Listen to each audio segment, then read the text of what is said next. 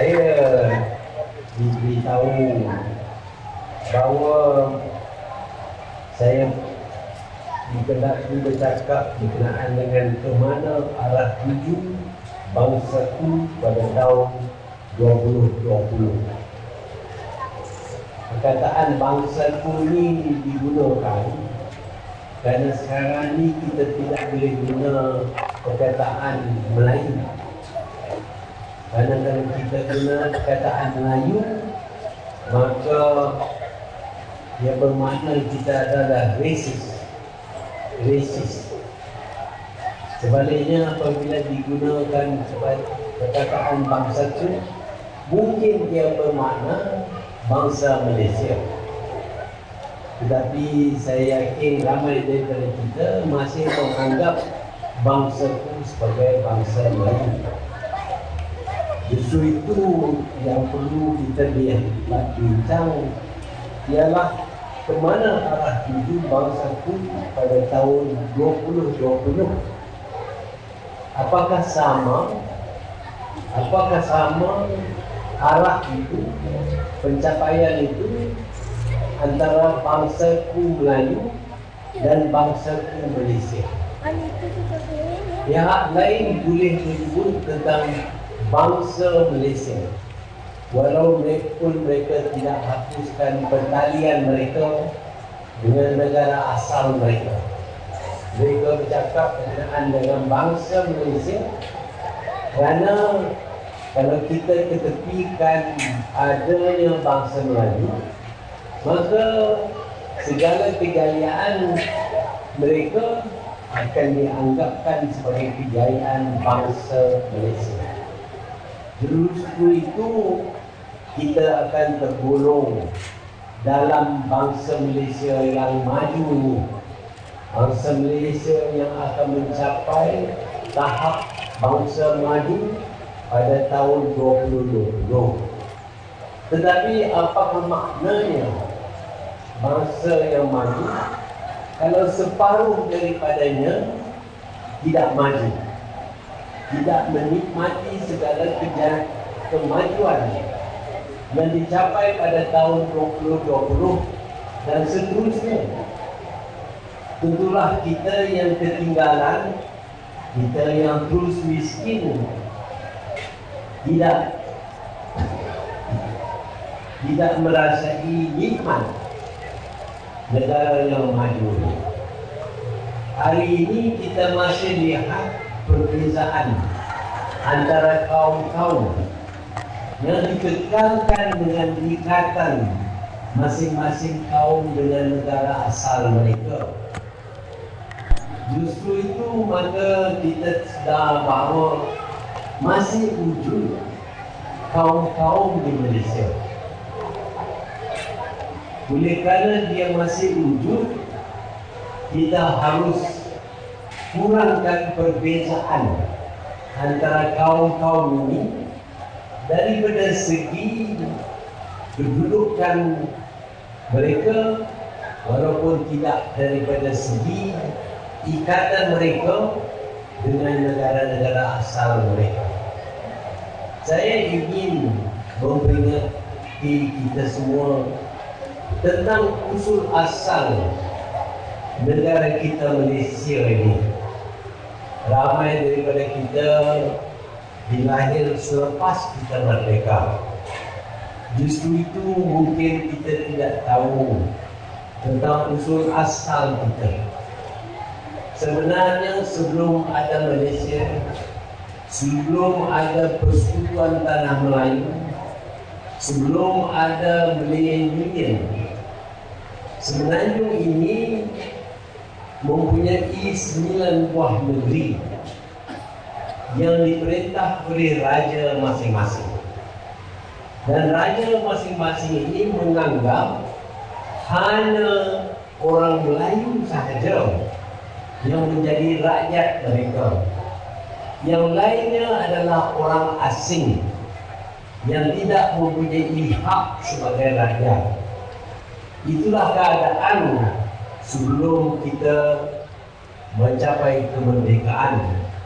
Tetapi orang Melayu ini murah hati, Mereka tak landak mengambil semua untuk diri mereka saja.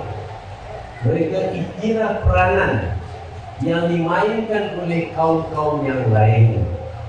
Justru itu mereka sanggup berfungsi negara ini, negeri-negeri Melayu ini, dengan kaum-kaum yang lain yang bermustautin di negeri kita.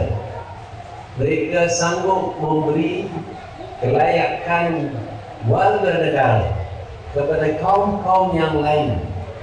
Bahkan mereka menghapuskan syarat untuk menjadi rakyat dan memberi kerakyatan tanpa syarat. Keputusan orang Melayu pada ketika itu di bawah pimpinan Tunku Abdul Rahman ialah supaya 1 juta daripada orang yang bukan rakyat raja-raja Melayu ini akan diterima sebagai rakyat negara kita ini. Sudah tentu dengan penerimaan ini, maka peratusan rakyat yang berketurunan Melayu, rakyat asal negeri-negeri di Malaysia ini dikurangkan peratusannya. Jumlah tak dikurangkan, peratusannya dikurangkan daripada 80% kepada 60% rakyat Malaysia. Rakyat negara ini yang keturunan Melayu ini telah dikurangkan. Walaupun demikian, dipercayai bahawa oleh kerana orang Melayu masih menjadi majoriti daripada rakyat negara kita ini, iaitu mereka masih menjadi 60% daripada rakyat negara kita ini, maka sudah tentulah kelebihan mereka ini akan menjamin hak-hak mereka, kedudukan mereka tidak hilang, tidak terhakis kerana amalan demokrasi di dalam negara kita. Itulah harapan mereka yang membentuk negara kita ini.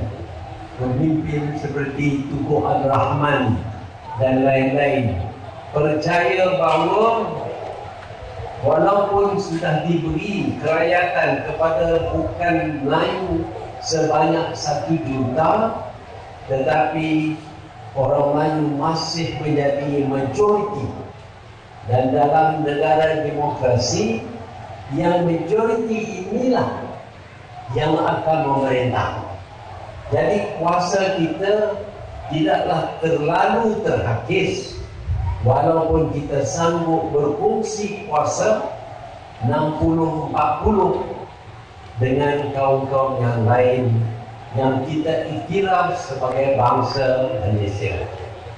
Inilah kepercayaan pemimpin-pemimpin kita pada tahun 1957 dan sebelum daripada itu. Oleh kerana kita terus menjadi orang majoriti dalam negara kita, maka kita mengikut amalan demokrasi, kita akan berkuasa. Apa yang tidak dipikirkan oleh pemimpin pada masa itu ialah perpecahan yang akan berlaku di kalangan orang Melayu. Ya, memang pada masa itu pun sudah ada sebuah parti, sebuah lagi parti Melayu yang dinamakan PMIP, Pan Malayan Islamic Party, PMIP, yang kemudiannya dijadikan PAS. Mereka ini percaya sebagai orang yang terdidik dalam bidang agama tidak akan diberi layanan oleh pemimpin-pemimpin UMNO pada ketika itu. Sebab itu mereka memisahkan diri dan menumbuhkan parti mereka sendiri. Dengan adanya parti ini, maka 60% itu sudah jadi kurang. Kalau kita anggap parti PAS ini menarik 20%, katalah, kita tidak ada angka yang tepat. Kalau mereka menarik 20% daripada pengundi-pengundi Melayu, maka yang tinggal ialah 40% sahaja yang akan menyokong parti yang memperjuangkan kemerdekaan, yaitu UMNO. Bermakna orang Melayu sudah tidak ada parti 60%, parti majoriti, kerana mereka telah berpecah belah sesama mereka. Kedua-duanya tidak dapat majoriti. PAS tidak dapat majoriti, UMNO juga tidak dapat majoriti. Pada ketika itu, kita, sahabat kita daripada kaum-kaum yang lain yang bersahabat dengan UMNO dan sedia untuk bekerjasama dengan UMNO dalam satu perikatan, akan menentukan UMNO akan terus berkuasa walaupun mereka masih terpaksa berfungsi kuasa itu dengan rakan-rakan mereka. Ini tidak mengapa, kerana masih juga jumlah mereka dalam perikatan ini adalah majoriti. Dengan itu jumlah kursi yang diperolehi oleh perikatan, kursi untuk UMNO ini jauh lebih besar daripada kursi yang diperolehi oleh parti rakan-rakan mereka yang menyertai perikatan. Kemerdekaan, kita berjuang untuk melawan dalam pilihan raya dan sebagainya. Oleh kerana pada ketika itu jumlah penyokong UMNO masih lagi besar berbanding dari penyokong daripada kaum lain, maka kemenangan bagi perikatan memberi kuasa kepada UMNO untuk mengawasi, menjaga, memelihara, melindungi nasib orang Melayu. Dan kita telah tentukan asas-asas negara kita. Asas seperti bangsa Malaysia ini adalah bangsa yang satu. Bahasa rasminya ialah bahasa Melayu, dan kedudukan orang Melayu dilindungi kerana sebab-sebab tertentu mengikut undang-undang dan perlembagaan negara. Dengan itu kita berasa terselamat, dan memanglah kita terselamat sehingga tahun 1969, di waktu mana kita lihat kawan-kawan kita tidak lagi menyokong kita, sehingga dalam pilihan raya 1969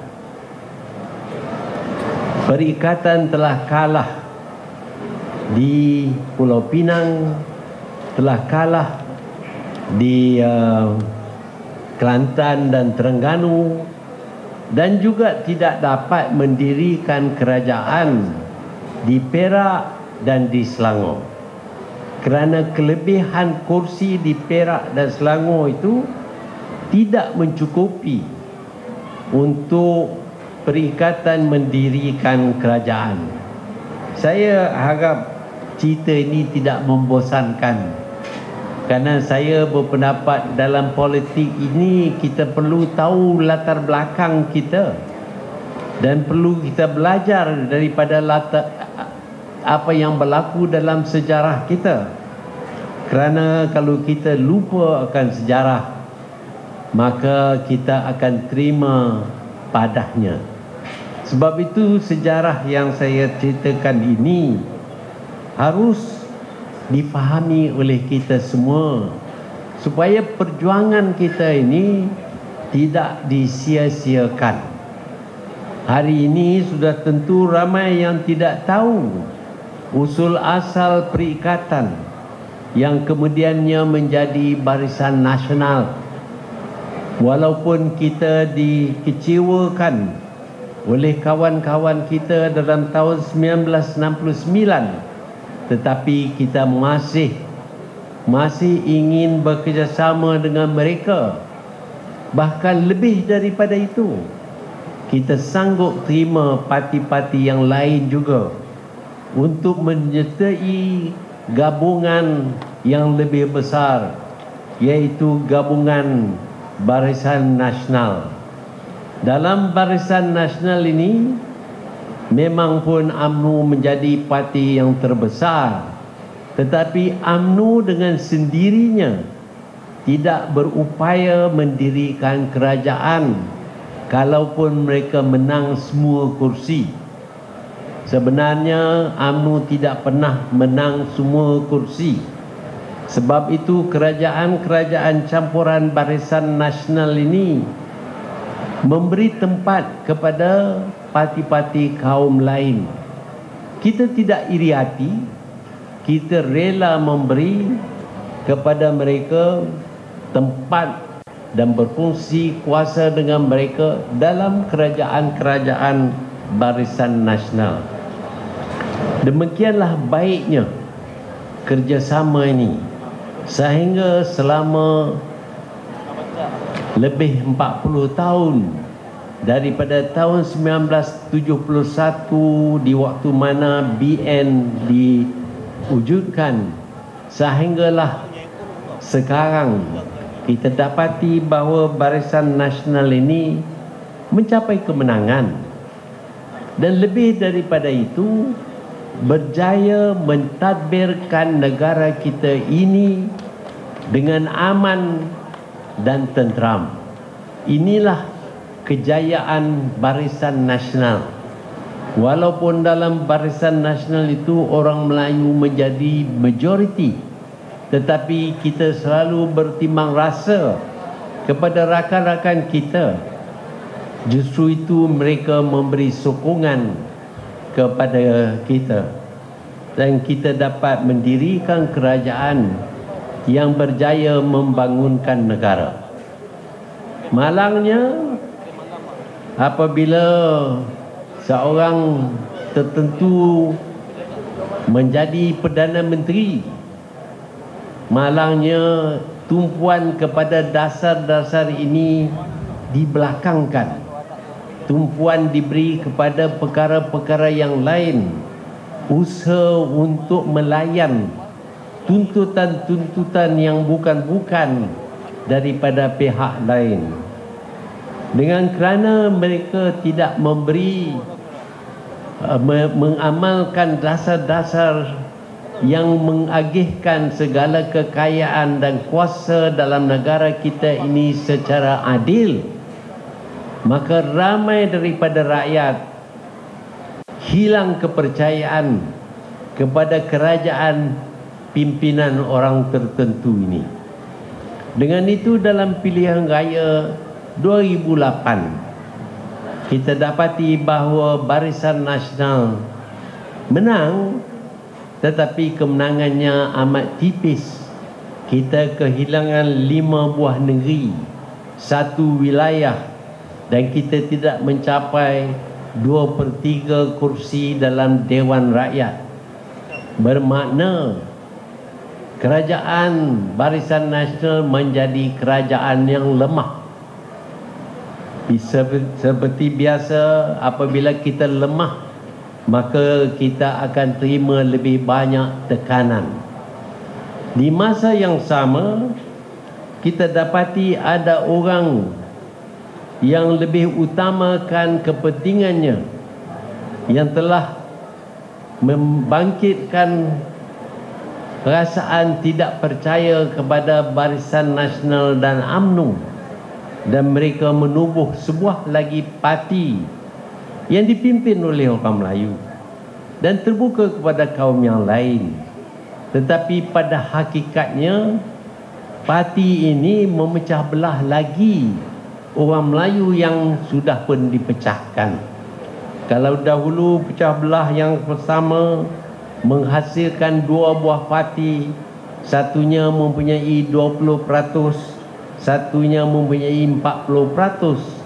Sekarang ini yang 40% itu dibahagikan lagi sehingga dia bukan lagi 40%, mungkin juga hanya setakat 30% ataupun 20%.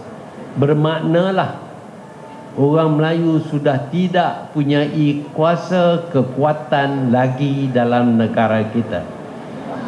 Kita tidak iri hati, tetapi kita cuma tuntut supaya agihan kuasa dan kekayaan dalam negara kita ini dibuat secara adil. Itu saja yang kita minta. Kita tidak merampaskan harta orang lain selama kita berkuasa. Sebaliknya, kita memberi layanan kepada orang lain sehingga mereka menjadi lebih kaya, lebih berkuasa daripada zaman dahulu. Tetapi mereka orang Melayu dalam UMNO ini masih nak supaya kita teruskan usaha untuk menaikkan taraf hidup orang Melayu dan memberi kuasa yang bermakna kepada mereka supaya nasib mereka terjamin dengan adanya perwakilan yang kuat dalam kerajaan. Apabila kerajaan menjadi lemah kerana pilihan raya 2008 prestasinya tidak begitu baik, hari ini kita lihat kerajaan tertekan, berbagai tuntutan dibuat yang bercanggah dengan dasar-dasar perjuangan kita dahulu, dan kerajaan nampaknya terpaksa memberi layanan supaya tekanan ini tidak akan menyebabkan kekalahan dalam pilihan raya yang akan datang. Itu adalah sejarah berkenaan dengan politik negara kita. Sejarah ekonomi pula mengikut peranan yang dimainkan oleh kita dalam bidang politik. Apabila kita dapat mendirikan kerajaan yang kuat, maka dapatlah kita teruskan dengan perjuangan asas kita untuk menjadikan negara kita ini sebuah negara yang mana penduduknya boleh dikenali kerana mereka berbahasa Melayu, berbudaya Melayu, walaupun tidak beragama Islam. Kita tidak tuntut supaya semuanya memeluk agama Islam, kerana dalam tafsiran bangsa Melayu termasuk juga anutan agama Islam. Kita tidak tekan kaum-kaum yang lain kerana dalam Islam tidak ada paksaan. Mereka boleh terus dengan agama mereka, tetapi pengasingan antara mereka dengan orang-orang Melayu menjadi lebih ketara kerana mereka mempunyai sekolah-sekolah mereka sendiri dan tidak bersama dengan anak-anak Melayu dan rakyat Malaysia yang lain dalam sekolah-sekolah kebangsaan. Dan kerajaan tidak boleh buat apa-apa kerana kerajaan adalah lemah. Kerajaan yang lemah akan ikut saja, kerana dalam demokrasi kita hendaklah jadi puak yang majoriti, kerana puak yang bilangan yang lebih ramai akan mendirikan kerajaan. Kita dapati apabila orang Melayu berpecah tiga, semua mereka, baik UMNO, baik PAS, baik keadilan, semua mereka menjadi lemah. Dan orang yang lemah akan menjadi pengemis, meminta-minta. Kita lihat UMNO meminta-minta, PAS meminta-minta, keadilan meminta-minta daripada puak lain, kaum tertentu, untuk mendapat sokongan daripada mereka supaya dalam pilihan raya mereka akan dapat kemenangan. Inilah keadaan orang Melayu sekarang. Mereka sudah hilang kekuatan mereka kerana mereka sendiri menghancurkan diri mereka, memecahkan diri mereka kepada tiga pihak yang saling bertentangan antara satu sama lain. Dan untuk menjayakan perjuangan mereka melawan puak yang sama, kaum yang sama, mereka terpaksa meminta-minta bantuan daripada pihak lain. Dan bantuan ini tidak diberi secara percuma. Tentulah mereka yang akan memberi bantuan akan membuat tuntutan sesuatu daripada siapa yang mereka memberi bantuan. Sebab itu hari ini kita dapati bahawa kita terpaksa layan perkara-perkara yang bercanggah, bertentangan dengan bentuk negara Malaysia yang diilhamkan semasa kita mencapai kemerdekaan. Inilah hasil daripada kelemahan.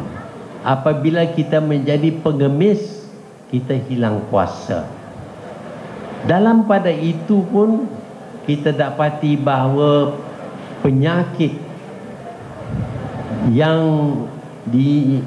diserang, yang menyerang orang Melayu ini lebih daripada itu, khususnya dalam UMNO sendiri. Saya nak cakap sikit pasal UMNO ini kerana dia ada relevannya berkenaan dengan tajuk Bangsaku pada tahun 2020. UMNO ditubuh bukan untuk kepentingan sesiapa. Dia tidak ditubuh kerana Datuk On nak menjadikan Datuk On sebagai presiden. Dia bukan ditubuh kerana nak jadikan Tunku Abdul Rahman sebagai Perdana Menteri, ataupun Tun Razak ataupun Tun Hussein. Dia ditubuh untuk menjaga kepentingan semua orang Melayu dalam konteks negara berbilang kaum. Itulah tujuan kita tubuh UMNO, bukan untuk orang-orang tertentu. Tetapi apa yang dilihat ialah siapa yang mendapat tempat setelah UMNO memperjuangkan nasib orang Melayu ini. Ada orang yang dapat tempat, yang meletakkan mereka lebih tinggi daripada orang lain. Ada yang dapat menjadi wakil rakyat yang dikenali dengan nama yang berhormat. Ada yang dapat menjadi menteri. Ada yang dapat menjadi timbalan Perdana Menteri. Ada yang dapat menjadi Perdana Menteri. Kenapakah mereka dapat? Kami tidak dapat. Inilah yang tertanya-tanya dalam hati orang-orang UMNO sekarang. Mereka bertanya, kami berjuang sekian lama, apa kami dapat? Mereka dapat jadi Perdana Menteri, dapat gaji lebih, dipanggil yang amat berhormat. Bukan takat yang berhormat saja, yang amat berhormat, dipandang tinggi, disanjung tinggi. Kami tak dapat apa pun. Kami juga berjuang bermati-matian untuk memberi kemenangan kepada mereka.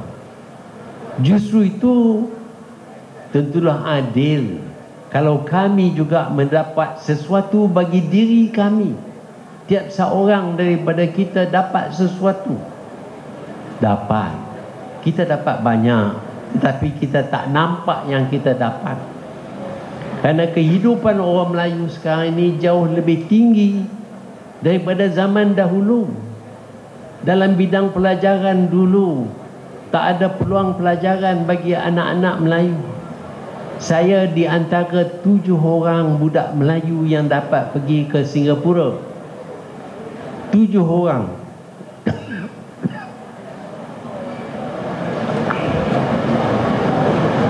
Dari kumpulan 70 orang, 1/10 saya bernasib baik dapat. Tetapi setelah kita merdeka, kita wujudkan banyak peluang, banyak universiti, banyak beasiswa, sehingga ramai anak Melayu dapat pelajaran. Kalau kita pergi di mana-mana kampung pun, tetap akan ada gambar anak sudah menerima sijil kerana sudah lulus di peringkat yang tertinggi dan sudah dapat jawatan yang lebih tinggi. Nak kata tak dapat, tak benar. Kita dapat. Ya, anak kita dapat. Dulu anak kita tak akan dapat.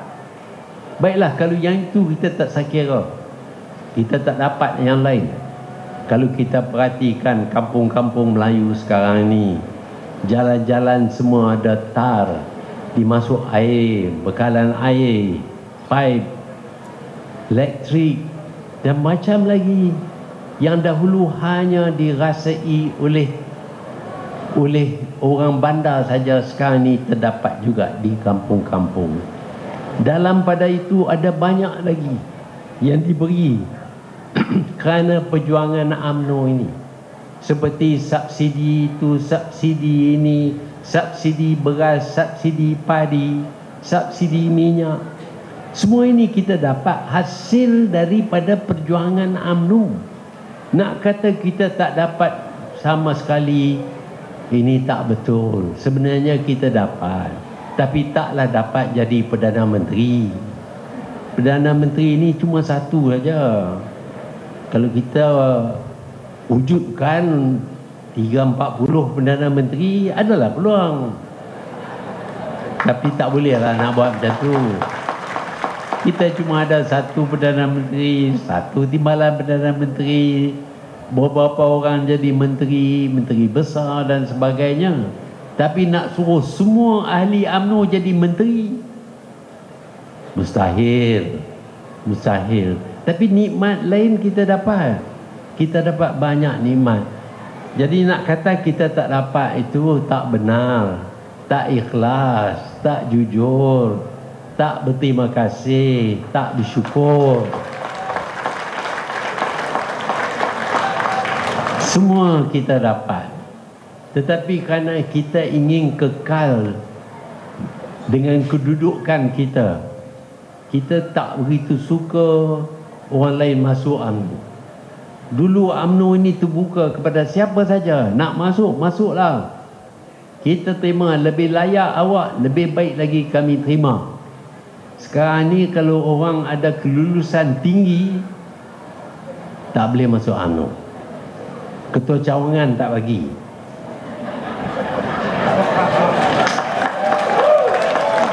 Pasal kalau dia masuk dalam cawangan itu, lama kelamaan ketua cawangan pergi ke tepi lah, dia dapat jadi ketua cawangan.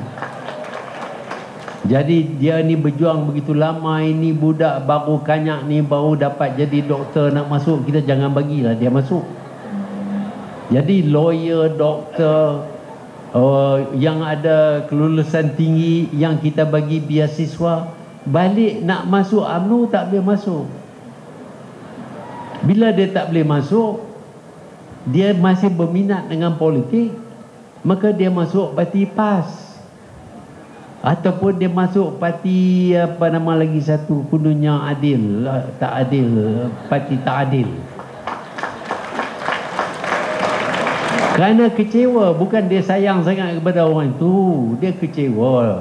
Dia berminat dengan politik, tapi nak masuk UMNO tak boleh. Lama kelamaan dalam UMNO ni kekurangan orang yang berkelulusan baik, sehingga kadang-kadang nak cari orang nak jadi menteri pun susah, nak cari menteri besar pun susah. Sedangkan sekarang ni begitu ramai orang Melayu yang mempunyai pelajaran yang cukup baik, tetapi nak cari menteri besar, nak jadi menteri besar pun tak ada dalam UMNO lah. Yang ada duduk dalam parti lain. Itu satu masalah. Kita harus buka UMNO. Jangan kira apa yang berlaku kepada diri kita. nikmat kita terima juga yang lain, tapi kita buka hati kita seluas-luasnya kepada siapa saja yang ingin menjadi ahli UMNO. Janganlah kita kata ini nak masuk UMNO pasal nak rebut peluang lah. Mungkin juga dia nak rebut peluang, tapi sama dengan kita juga. Kita nak duduk dalam UMNO pasal kita nak rebut peluang untuk diri kita. Tak ada beza. Yang berbeza ialah kita kadang-kadang kelayakan kita tidak sama dengan orang yang nak masuk ini. Sebaliknya, kalau kita buka UMNO ini kepada semua orang Melayu yang ingin menyertai UMNO, tidak ambil kira latar belakang mereka, tidak ambil kira ketinggian ilmu yang ada kepada mereka, tidak ambil kira lamanya mereka menyertai UMNO, kita terima mereka. Dan dengan itu UMNO akan menjadi lebih kaya daripada segi orang yang berkebolehan. Itu satu masalah. Satu masalah lagi yang saya nak sebut ialah mudahnya kita terima rasuah. Kita tak pilih pemimpin kerana dia layak menjadi pemimpin. Kita pilih orang yang sogok duit kepada kita. Kalau orang itu menjadi pemimpin kita kerana sogokkan, esok dia pegang jawatan tinggi, dia pun terima duit juga. Pasal apa dia terima duit? Pasal ni nak sogok yang ni. Kalau saya tak terima sogokan daripada sini, macam mana nak bagi kepada yang sini? Kita akan memperolehi kerajaan yang korup, kerajaan yang dipimpin oleh orang yang tidak beramanah, orang yang cuma nak tempat saja, tidak ada sumbangan yang baik yang boleh diberi oleh mereka. Itu perkara yang kedua, tentang rasuah dalam parti. Kesediaan kita memilih pemimpin yang membeli undi daripada kita. Ini menyebabkan ramai daripada golongan muda tidak percaya lagi kepada UMNO kerana kata mereka ini parti perasuah. Taklah betul sangat kata mereka itu, tapi gambaran yang diberi oleh pemimpin-pemimpin mereka ialah UMNO ini adalah parti rasuah. Jangan sokong UMNO, jangan sertai UMNO, jangan undi UMNO, jangan undi Barisan Nasional. Kerana kita mempamerkan diri kita sebagai orang yang mengamalkan rasuah. Ini perkara yang kedua. Perkara yang tiga ialah tentang amalan orang Kelantan kata cah keting. Tentu ada orang Kelantan di sini, banyak pendatang-pendatang yang disebut tadi yang belum integrasi, yang sudah integrasi. Orang Kelantan kata cah keting. Nampak saja siapa-siapa nak naik, kita cantas, bagi dia jatuh. Saya teringat kepada satu cerita. Ini bukanlah cerita di negara kita, negara Eropah. Satu orang telah jual ketam di tepi laut. Adalah tembok, antara dia dengan laut tu ada tembok. Balik sana laut, belah sini tembok. Lepas itu dia jual ketam. Ketam tu dia melata kata tempat. Ada ketam yang mula melata naik tembok itu. Jadi kalau dia naik tembok itu, dia lepas cara, dia masuk balik dalam laut, terlepaslah dia.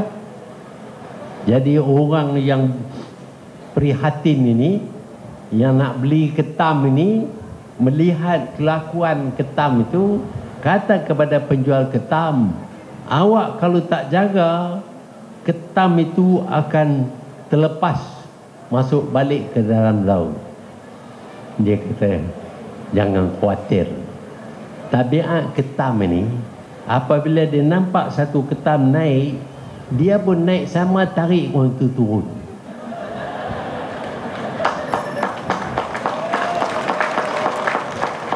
Jadi dalam UMNO pun ada juga ketam-ketam yang semacam ini. Nampak saja siapa-siapa nak naik, kita tarik dia turun. Sekarang ni kita kata kita nak pilih calon yang akan menang, winnable candidate, calon yang boleh menang. Tapi kalau kita pilih siapa pun kita pilih, ada saja orang lain yang anggap bahawa dia lebih baik daripada orang itu, dia lebih winnable daripada winnable candidate ini. Jadi silap pemimpin yang pilih orang ini silap. Dia sepatutnya pilih saya lah, pasal saya yang winnable, tetapi dipilihnya orang lain. Dia nak tunjuk kepada pemimpin, awak salah. Dengan itu dia berusaha cah keting, dia usaha tarik balik orang ini. Jangan bagi undi kepada dia. Dia kempen supaya orang ini dikalahkan dalam pilihan raya. Bila kalah, dia akan kata kepada pemimpin, lihat, awak kata dia winnable, saya yang winnable. Dia bukan winnable, dia tak boleh menang, saya yang boleh menang. Jadi salahlah pemimpin. Sebenarnya kalau dia dipilih pun, orang lain pula akan berpendapat dia ni juga kurang layak, orang lain ni lebih layak, dan orang lain pun buat kerjasama juga. Dia akan kempen supaya dikalahkan calon ini.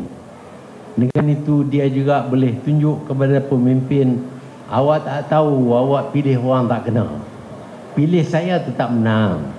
Tapi sebenarnya pilihlah siapa pun, selagi ada amalan cah keting ini, selama itulah kita akan kalah. Sebab itulah kita tidak harus soal siapa yang dipilih oleh pucuk pimpinan. Walaupun kita anggap dia tidak layak, yang utama bukan dia menang. Yang utama ialah parti kita menang. Kerana yang nak tubuh kerajaan ini ialah parti, bukan dia. Sebab itu kita pejam mata, tutup telinga, undi calon Barisan Nasional ini. Melayu ke Cina ke India tak kira. Kita nak parti kita menang, dan menang dengan cukup kuat. Dengan itu maka kita akan kembali berkuasa. Apabila kita menjadi sebuah parti yang cukup kuat, percayalah, nasib kita akan lebih terpelihara. Sekarang ini kita kembali kepada Vision 2020, wawasan 2020. Kita nak jadi negara maju.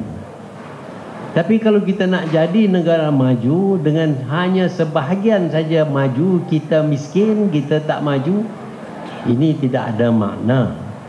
Kerajaan telah membuat berbagai cara untuk kita mencapai kemajuan, tapi kita salah gunakan peluang-peluang yang diberi kepada kita. Bagi kontrak, kita jual kontrak. Bagi AP, kita jual AP. Bagi lesen, kita jual lesen. Sebab nak dapat duit awal-awal lagi. Kalau berniaga, tak tentu menang atau untung ataupun tidak. Lebih baik lagi bila orang ni tawar nak bagi duit dulu, kita ambil lah. Bodoh lah kalau tak ambil. Dengan itu maka banyaklah daripada rancangan untuk memajukan orang Melayu supaya mereka dapat bahagian mereka dalam negara yang maju ini sudah pun gagal. Kita harus tanya kepada diri kita, sementara kita salahkan orang lain, apakah kita tidak bersalah? Saya berpendapat bahawa banyak kita bersalah. Kita mesti jujur, ikhlas, buat sesuatu dengan cara yang baik. Janganlah kerana nak dapat keuntungan yang cepat, kita jual peluang yang baik yang diberi kepada kita. Saya lihat ada orang yang jual lesen Sekarang ini mereka melihat orang yang beli lesen kepada mereka menjadi kaya raya dan mereka masih mengemis pergi ke jabatan untuk meminta lesen lagi, dan apabila tak dapat mereka mengecam kerajaan sebagai tidak adil, tak mau tolong Bumi Putra dan sebagainya. Tanya dulu kepada diri kita, apakah kita lakukan benda yang baik untuk menjayakan diri kita? Tak semua kesalahan ada pada kerajaan, tak semua kesalahan ada pada kaum-kaum yang lain. Ada banyak juga kesalahan yang ada kepada kita. Kalau kita sedar akan kesalahan ini dan kita betulkan diri kita, insya-Allah kita akan dapat bahagian kita dalam kekayaan negara kita. Kita juga akan mendapat tempat dalam semua bidang dan kita akan dapat bahagian kita dalam negara yang sudah maju tahun 2020 dan seterusnya. Tuan-tuan dan puan-puan, saya merayu dan saya berdoa supaya kita sedar tentang kesalahan kita, tentang masalah yang dihadapi oleh kita, dan dengan itu kita tidak lagi mengutamakan kepentingan diri kita, tetapi kita utamakan kepentingan kaum kita, supaya kaum kita menjadi kaum yang sama maju, duduk sama rendah, berdiri sama tinggi dengan kaum-kaum yang lain di negara kita ini. Sekian, wabillahi taufiq wal hidayah. Assalamualaikum warahmatullahi wabarakatuh. Waalaikumsalam warahmatullahi wabarakatuh. Terima kasih yang amat berbahagia Tun Dr. Mahathir Mohamad, mantan Perdana Menteri Malaysia. Satu ucapan yang cukup bermakna sebagai rakyat Malaysia. Dan sekarang